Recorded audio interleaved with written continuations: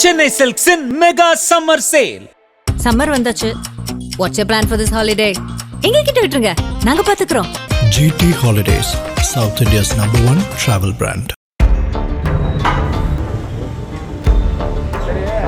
தருமபுரி மாவட்டம் அதிமுகவின் கோட்டை என்றால் அது மிகையாகாது.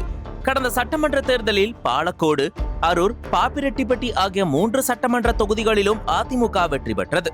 அதன் கூட்டணி கட்சியான பாட்டாளி மக்கள் கட்சி தருமபுரி மற்றும் பென்னாகரம் தொகுதிகளில் வெற்றி பெற்றது. அதேபோல் 2026 சட்டமன்ற தேர்தலிலும் பாலக்கோடு, அரூர், பாப்பிரெட்டிப்பட்டி ஆகிய 3 தொகுதிகளிலும் அதிமுக வெற்றி பெற்றது. கூட்டணி கட்சியான பாமக தருமபுரி தொகுதியில் வெற்றி பெற்றது. இந்த நிலையில் 2026 தேர்தலில் தவேகாவுக்கு பெரும்பான்மை கிடைக்காததால் திமுக தனது கூட்டணி கட்சிகளின் ஆதரவுடன் ஆட்சி அமைத்தது. இதனால் அதிமுக தமிழக அளவில் 3வது இடத்திற்கு தள்ளப்பட்டது. இந்த சூழலில் அதிமுக 2 அணிகளாக பிளவுபட்டது. எப்போதும் எடப்பாடி பழனிசாமியை அண்ணன் என அழைத்து வந்த KP அன்பழகன் திடீரென அவரை கைவிட்டுவிட்டு பாப்பிரெட்டிப்பட்டி சட்டமன்ற உறுப்பினர் மரகதம் வெற்றிவேலுடன் இணைந்து தன் சமுதாயத்தை சேர்ந்த CV சண்முகம் அணியில் சேர்ந்து கொண்டார். இதை சிறிதும் எதிர்பார்க்காத எடப்பாடி பழனிசாமி அதிர்ச்சி அடைந்தார். இதையடுத்து KP அன்பழகனை நிரந்தர மாவட்ட செயலாளர் பதவியிலிருந்து நீக்கிவிட்டு மேற்கு மாவட்ட பொறுப்பாளராக TR அன்பழகனையும் கிழக்கு மாவட்ட பொறுப்பாளராக டாக்டர் அசோகனையும் நியமித்தார். இதை அறிந்த KP அன்பழகன் தனது ஆதரவாளர்களுடன் தருமபுரி அதிமுக அலுவலகத்திற்குள் புகுந்து டேபிள், நாற்காலி, CCTV கேமராக்கள், நெட் கனெக்ஷன், வயர்கள், ஆண்டனா, சோலார், TV, கம்ப்யூட்டர், அலுவலக கணக்கு ஃபைல்கள் உள்ளிட்ட அனைத்து பொருள்களையும் எடுத்து சென்றார்.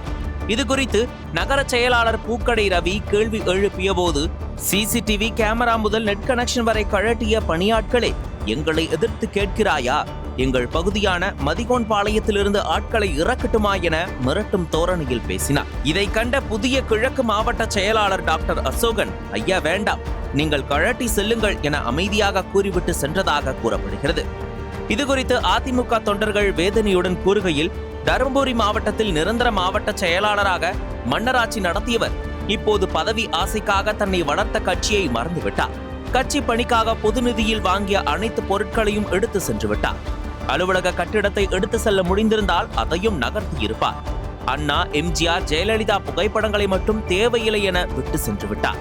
இப்போது அந்த பெரும் தலைவர்கள் அவருக்கு தேவையில்லை, விஜய் மட்டும் இருந்தால் போதும் என்கிற நிலைக்கு வந்துவிட்டார் என வைத்தெரிச்சலுடன் தெரிவித்தனர். மேலும் 66 லட்சம் கடனில் இருக்கிறேன், என்னை காப்பாற்றுங்கள் என அதிமுகவில் நுழைந்த KP அன்பழகன் தற்போது 2000 கோடிக்கு மேல் சொத்து சேர்த்திருக்கிறார். இவருக்கு மக்கள் நிச்சயம் பாடம் புகட்டுவார்கள் என கூறினர்.